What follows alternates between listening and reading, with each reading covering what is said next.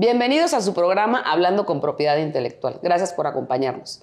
Arturo, un gusto. Muchísimas gracias. Sí, todo perfecto. Un segundo programa, ¿no? Un segundo programa en el que ahora nos dimos a la tarea de revisar lo que se refiere al marco normativo de la propiedad intelectual, pero no a nivel local o nacional, sino tratar de abordar un poco los tratados internacionales que regulan la materia y los cuales México es parte.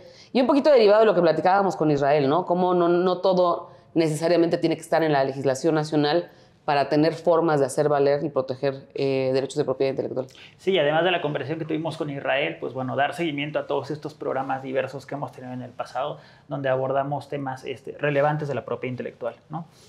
Hablamos en su momento de marcas tradicionales, no tradicionales, de los requisitos de patentamiento, etcétera. Y creo que una cuestión muy importante, obviamente, son los tratados internacionales, ¿no? Porque a partir de eso nacen algunas leyes federales en México, ¿no? Claro, muy importante. A veces, a la luz de nuestra incorporación o adopción de un tratado internacional, es que la legislación nacional se adecúa, ¿no? Se reforma para adecuarla o para cumplir con esos compromisos. Y se me viene a la cabeza, por ejemplo, la que en su momento fue la Ley de Fomento y Protección a la Propiedad Industrial, ¿no? Que no sé, era de COFI, ¿no?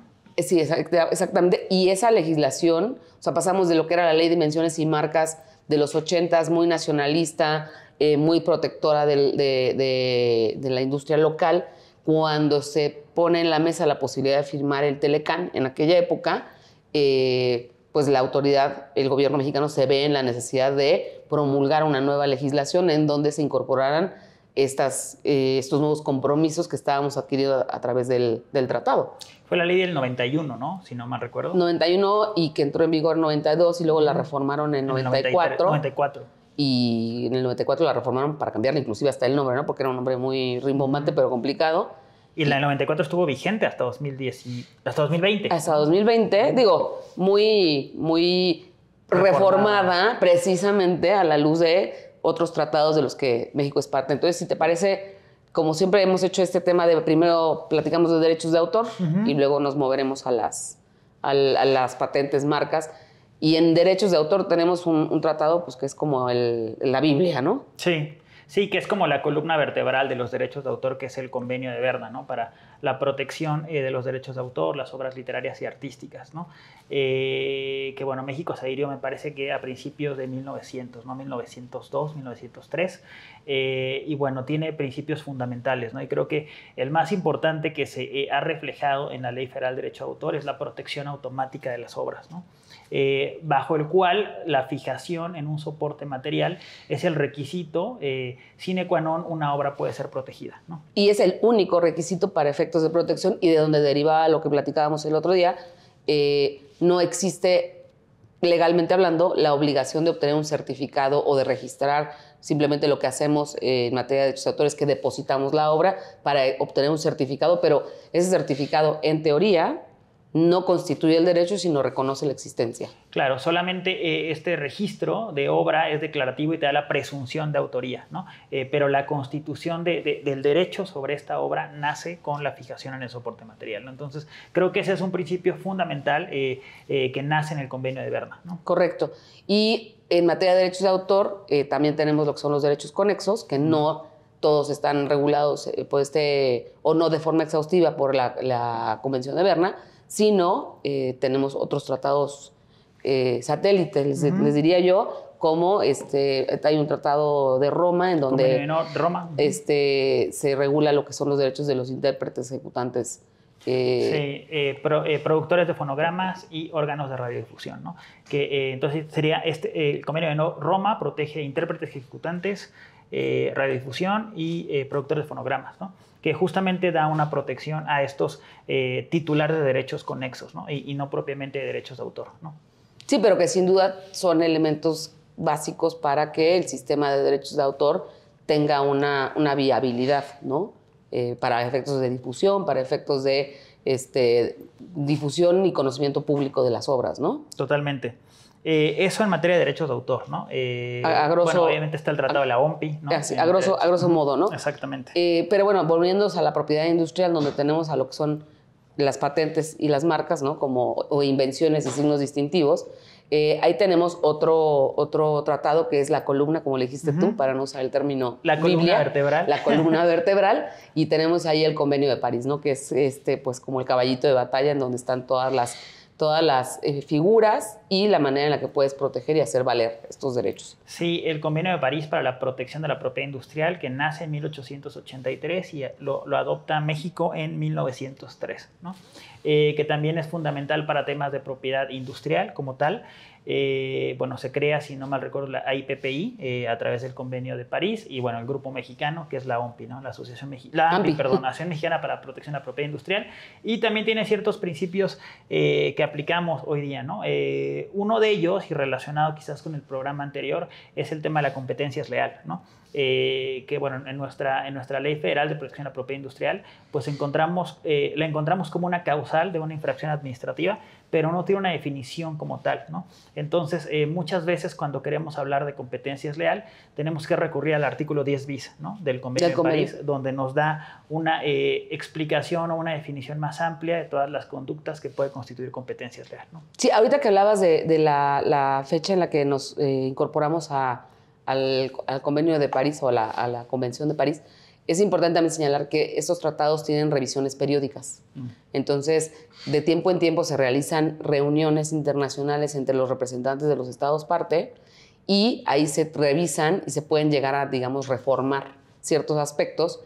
Y es importante cuando nosotros queremos invocar un tratado tener en mente a qué acta pertenecemos o qué acta se ratificó, porque yo me acuerdo hace tiempo en un asunto, al momento de hacer este estudio para tomar determinada acción legal, resultaba que para la fecha en la que teníamos que situar el litigio, México no era parte de un acta que preveía precisamente cierto concepto. Entonces, cuando vas a invocar estos tratados, también hay que tener muy presentes, o sea, hasta qué acta estamos suscritos, ¿no? Sí, en cualquier tratado. En cualquier tratado en general. Y lo que platicábamos de París, tú y yo hace rato, o sea, el Convenio de París, también es importante porque muchas veces cuando en la legislación nacional no tienes ciertas herramientas para hacer valer un derecho, te remites a París y entonces es una manera de hacer efectivos tus derechos sin tener que necesariamente cumplir con la legislación local. Y me viene mucho a la mente el caso de las marcas notorias, ¿no? Que las marcas notorias hoy por hoy están muy bien reguladas en nuestra legislación local. Es más, yo diría que somos de las legislaciones más vanguardistas en materia de marcas notorias e inclusive famosas. Sí, tenemos esa diferencia, ¿no? Sí, que hay países donde las famosas ni las contemplan, pero en algún momento, por ejemplo, la legislación local te exigía que si tú querías hacer valer una marca notoria, debías demostrar que existía un registro de marca en México. Exactamente, en México. Y bueno, eso no estaba, esa protección no estaba supeditada a este registro de acuerdo al convenio a la Convención de París, ¿no? Que no requería esto, ¿no? Exacto, y de hecho hubo un caso como muy sonado en donde esta marca italiana de ropa y de peletería Gucci hizo valer la notoriedad de su marca en México, y una de las defensas del titular en su momento. De la contraparte era... Del titular afectado, ¿no? Era que Gucci no tenía un registro de marca en México y por lo tanto no podía argumentarse como notoria. Después de mucho tiempo y muchos de litigio ante las instancias correspondientes, llegamos a un precedente judicial en donde dijeron, no, a ver, conforme a París, tú no tienes la obligación de contar con un registro mexicano para hacer valer. Y tan es así que en la nueva ley, que yo no sé por qué seguimos diciendo la nueva ley, porque lleva 4 años, pero bueno, en la ley... que no tiene el reglamento todavía. Bueno, esa es otra historia. Bueno, entonces la nueva ley ya eliminaron ese requisito de que cuentes con un registro nacional, claro, ¿no? En concordancia con el compromiso adquirido en el tratado. Sí, y bueno, en paréntesis ahí también la eliminación de otros requisitos, ¿no? Como el valor de la marca para obtener... para la notoriedad, sí. Pero sí, ese es un principio importante del Convenio de París. También tenemos, hay una cosa que me llama mucho la atención, que se usa mucho en la práctica, la cláusula Telquel, ¿no? Ah, sí. La cláusula Telquel. Muy socorrida. Exactamente. Entonces, bueno, quizás puedes platicarnos un poquito de cómo se ha usado o cómo se... Pues mira, esa cláusula en esencia lo que, bueno, como tú sabes, lo que contempla es que si tú obtuviste el registro de una marca en determinado país, en el que tú te puedes ostentar como originario de ese estado, ¿no? Ya sea porque es tu nacionalidad o tienes un asiento principal de negocio ahí, con base en ese registro en ese estado, puedes argumentar ante las demás autoridades de los estados parte que te tienen que conceder la marca tal cual te la concedieron inicialmente, ¿no? El Telquel. Tiene algunos asegúnes, ¿no? En donde el convenio dice, ok, la autoridad local se puede negar si es que se trata de una marca que carece totalmente de distintividad, etcétera, etcétera. Pero es muy útil porque pues te ayuda a invocar la existencia de derechos previos, de alguna manera, en otros países. Ahora, a mí me parece muy interesante el Telquel, que es de las cláusulas que más hacemos valer, porque atiende un poquito a inclusive el Código Civil. O sea, el Código Civil tiene una disposición en donde te dice claramente que las situaciones jurídicas legalmente constituidas en otro estado o en otro país deben ser reconocidas por la autoridad local. Pues es un Telquel. Claro, o sea, totalmente. digo, para efectos, ¿no? Está en línea, el Telquel está en línea con eso. Y hay un criterio un criterio judicial también interesante en donde hablan de reciprocidad internacional, en el sentido de, o sea, en el contexto de la propiedad intelectual, en donde te dicen, a ver, si ya una autoridad experta en materia de propiedad industrial resolvió una cuestión, tu autoridad mexicana tienes que actuar en reciprocidad. Y es un poquito este argumento de, pues, ¿por qué si el que es experto me dijo que sí, aunque esté en Francia, tú, que también eres experto, me dices que no? Pues tiene que haber cierta concordancia y yo creo que todo abona como a la seguridad jurídica, ¿no? A nivel global. Y que lo podríamos equiparar con lo que ya existe en materia de patentes, ¿no? Con los programas acelerados. Al PPH. El PPH, ¿no? Donde justamente un estudio de una oficina extranjera puede ser usado por la oficina mexicana al momento de examinar la novedad de una invención, ¿no? O de una patente en este caso, ¿no? Pero bueno, en el caso de Telquel, que también platicabas, creo que es muy socorrida en temas de descriptividad, ¿no? Cierto. Y si no mal recuerdo, el criterio que tiene el INPI es que podría aceptar la cláusula Telquel siempre y cuando no afecte derechos de terceros, ¿no? Entonces, probablemente en un tema de semejanza en grado de confusión, no sería tan útil, digamos, esta cláusula. Yo creo que no, porque al final del día no puedes invadir derechos de terceros o derechos ya constituidos, claro, ¿no? Porque no olvidemos que el registro de las marcas al final del día es local, o sea, se rige por el principio de territorialidad, en donde la protección se circunscribe al territorio en donde está la autoridad que te otorga el registro. Sí, y bueno, en ese sentido también hace rato hablaba sobre reciprocidad, ¿no? Que también creo que los países unionistas, otro de los principios es el trato nacional, ¿no? Que deben de tener, ¿no? Pero bueno, para que haya un trato nacional tienen que haber algunos requisitos, ¿no? Bueno, son 3 requisitos en particular, ¿no? Que primero es la existencia de un establecimiento serio en el país unionista, la existencia de un domicilio tal cual, y se me fue el primero por ahí, que también se usa en Madrid, ¿no? Bueno, que tienes que tener, o sea, el establecimiento de negocios principal es un lugar de... ¿Domicilio? Y el primero efectivamente también se me fue. Sí, bueno, ser nacional del país. De algún estado parte de la Unión. Exactamente, ¿no? Que es otro de los principios, ¿no? ¿Qué más? ¿Otro que recoge? Prioridad, por ejemplo, un principio importante. Principio importante en materia de patentes, sí, y también en materia de marcas, pero ahorita que hablamos, por ejemplo, de prioridad, se me viene a la mente el PCT, ¿no? Pero quizá hacer la división, ¿no? Los tratados internacionales, hay tratados internacionales en materia de propiedad intelectual que pueden ser etiquetados como sustantivos, que quiere decir que establecen ciertos derechos, la manera de protegerlos, de hacerlos valer. Y por otro lado, a mí, digo, y humildemente así lo pongo, son tratados que se refieren más bien a cuestiones administrativas o que ayudan a la gestión de la propiedad intelectual en diversos territorios. Y se me ocurren administrativos, por ejemplo, pues el arreglo de NISA, ¿no? Que nos establece la categoría de productos y servicios que se utiliza para clasificar productos y servicios para efectos de registrar una marca. O sea, es auxiliar al registro de marca, ¿no? Claro. En la misma línea, quizá hay un tratado de Locarno que se refiere a la clasificación de los diseños industriales, ¿no? Una imagen, un diseño, cómo lo clasificas conforme a los elementos que contiene o que lo constituyen. Sí, y Estrasburgo, ¿no?, para patentes, ¿no? Y Estrasburgo para patentes, pero son más como tratados que sirven para gestionar la protección, desde mi muy humilde punto de vista. Y claro, si algún tratadista me quiere ahorcar, acepto la crítica. Pero bueno, para tratar de hacerlo práctico, claro, unos tienen el fondo y otros tienen más cuestiones de forma, ¿no? Y en este segundo grupo de forma, se me ocurre, por ejemplo, el PCT y Madrid, ¿no? Claro. Dos tratados que tienen por objeto facilitar la gestión de solicitudes de patentes o bien de o de marcas, y también ahora pues el tratado, la Convención de la Haya para efectos de diseños industriales, también es para la presentación. Que el PCT, que es el Tratado de Cooperación en Materia de Patentes, después tenemos el Sistema de Madrid, que tiene el Arreglo de Madrid y el Protocolo de Madrid, donde México se adhirió al protocolo en 2013, y la Haya, que es reciente, es 2020. Es muy reciente, ¿no? Sí. Pero los tres tienen por objeto facilitar que los titulares de patentes, marcas o diseños industriales puedan presentar solicitudes internacionales que posteriormente designen o soliciten protección en diferentes estados.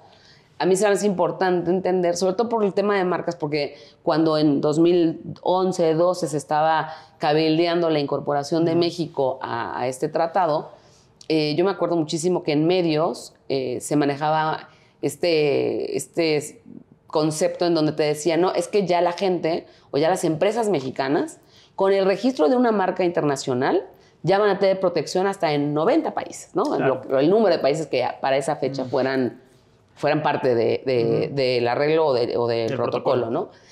Y la realidad es que no es así. O sea, claro, ofrece una ventaja de gestión, ¿no? En ahorro. En ahorro y en gestiones, ¿no? En gestión de... Sí, presento efectivamente una solicitud internacional con base en un registro local o una solicitud local, dependiendo. Y ahí en esa solicitud digo, bueno, pues me interesa proteger en 20 jurisdicciones, ¿no? Porque... para no decir países, porque la Unión Europea como tal entra como un paquete solo. Pero no por ello quiere decir que ya mi marca, con ese registro internacional que me otorgan en la Oficina Mundial de la Propiedad Intelectual, automáticamente ya tiene protección en todos lados. Sí, sí, porque además, bueno, vas a tener que designar países específicos, ¿no? O sea, no todos los miembros del protocolo van a tener esa protección, son los países que tú designes, ¿no? Y las tasas que se paga a la OMPI van aumentando de acuerdo a los países que designes, ¿no? Y bueno, en temas prácticos también con lo que mencionabas, el protocolo de Madrid, yo lo que he visto en empresas multinacionales es que se usa para marcas globales, ¿no? Marcas globales y algunas marcas que se les conoce internamente como marcas estratégicas. Las marcas estratégicas posiblemente se persigue la vía nacional, ¿no? En lugar de hacerlo por la vía internacional, como en este caso el protocolo, ¿no? Justamente porque una marca global, en teoría, ya cuenta con la distintividad necesaria para no tener o no sufrir algún tema de objeción en el trámite en los países designados, ¿no? En los estados designados, ¿no? Mientras que las estratégicas puede que no sean inherentemente distintivas o que puede que tengan algún tipo de supuesto de no registrabilidad, que por lo tanto vale la pena hacerlo vía nacional, porque incluso ahí podrías ahorrar más de lo que en cuanto a costos de lo que podrías haber ahorrado si te vas vía protocolo, ¿no? Sí, también sabes que, bueno, lo que yo he visto en mi experiencia es que luego las marcas dicen, bueno, vamos a irnos vía protocolo, y entonces parecen concluir que no es necesario hacer una búsqueda de antecedentes previos, claro, ¿no? Entonces presenta la solicitud internacional y ya cuando va cayendo esa solicitud, ¿no?, sus bracitos a los diferentes países, pues te topas con pared porque ya hay un registro previo o una marca semejante en grado de confusión ya registrada. Entonces, pues te ahorraste al abogado de entrada, te ahorraste el análisis pero al final del día te va a salir más caro porque no va a pasar la marca ahí, por un lado. Y por el otro, también no todas las oficinas, todavía no llegamos a este punto de armonización en cuanto a descripciones.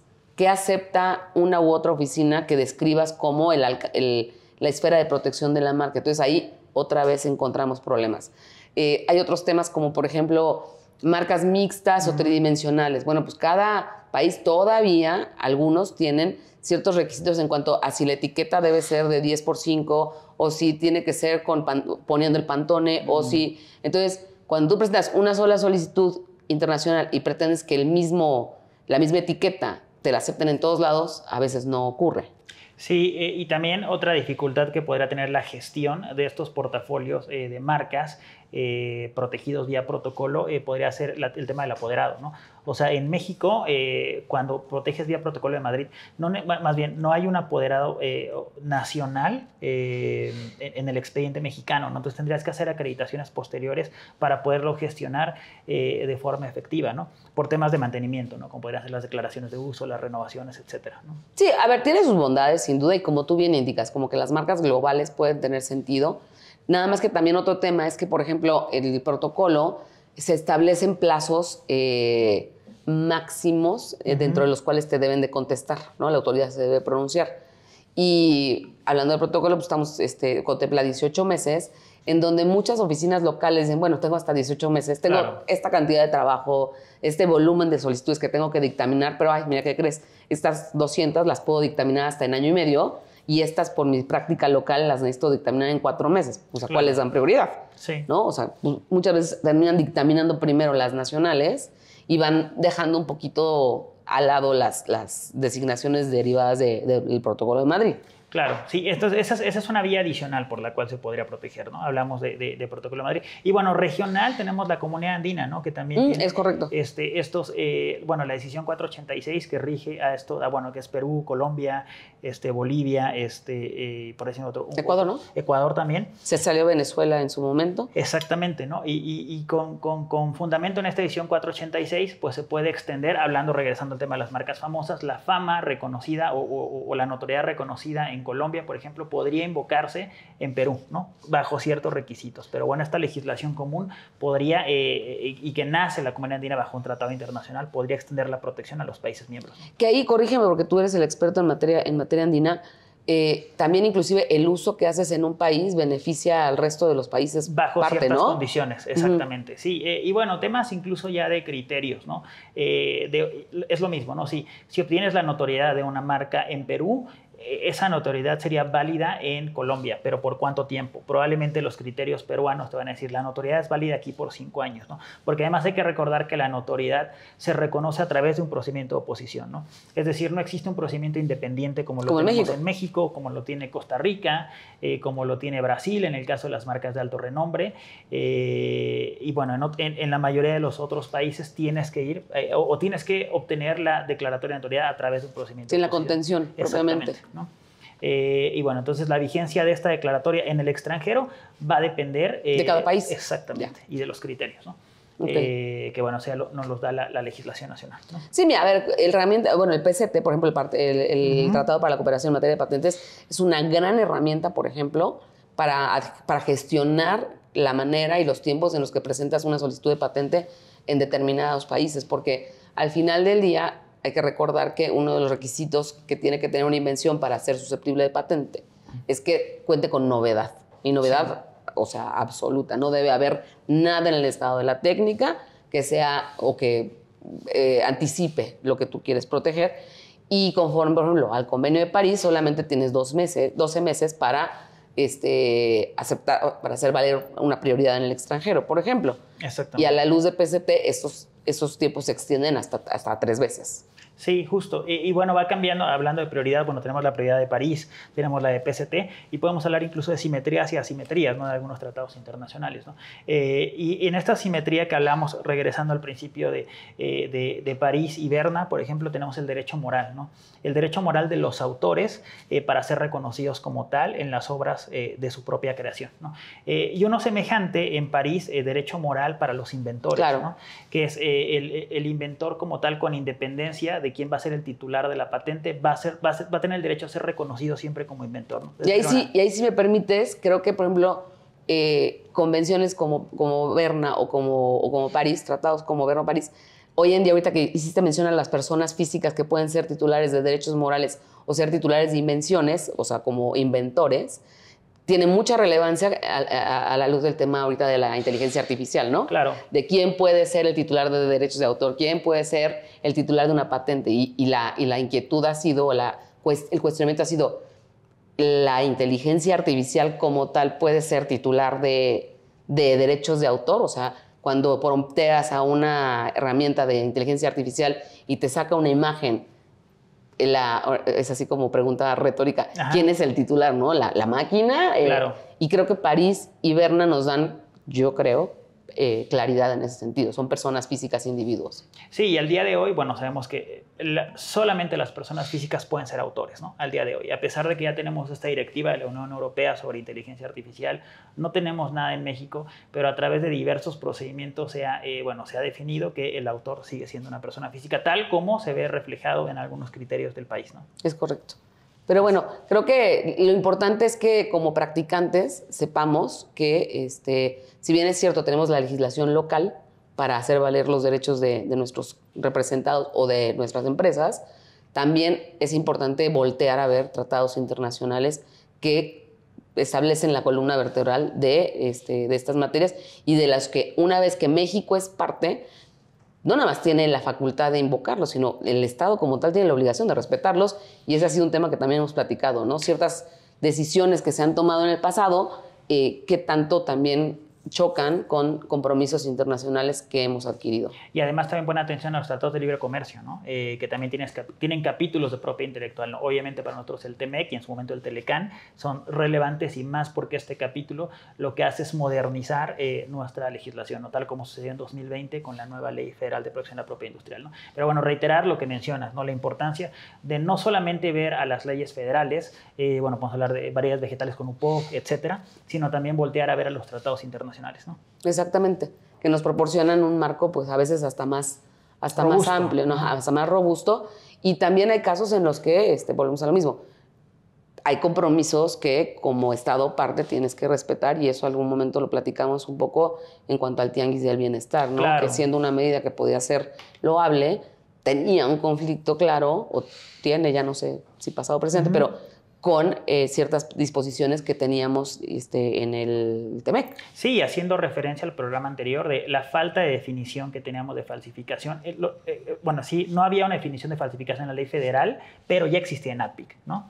Entonces, podíamos remitirnos a ADPIC como tratado internacional, ¿no? Exactamente. Y a mí, en lo personal, los tratados me parecen una materia muy interesante, y creo que siempre hacer valer disposiciones de diferentes fuentes nos ayuda a enriquecer nuestra práctica, ¿no? Totalmente. Pues muchas gracias, esperamos que les haya resultado de interés. Es una muy breve mención a la serie de tratados que rigen en nuestra materia. Muchísimos, pero bueno, tratamos de abarcar algunos. Encapsular los más utilizados, y pues los esperamos en nuestro siguiente capítulo. No se les olvide darnos like, buscar la campanita y seguirnos en nuestro siguiente capítulo.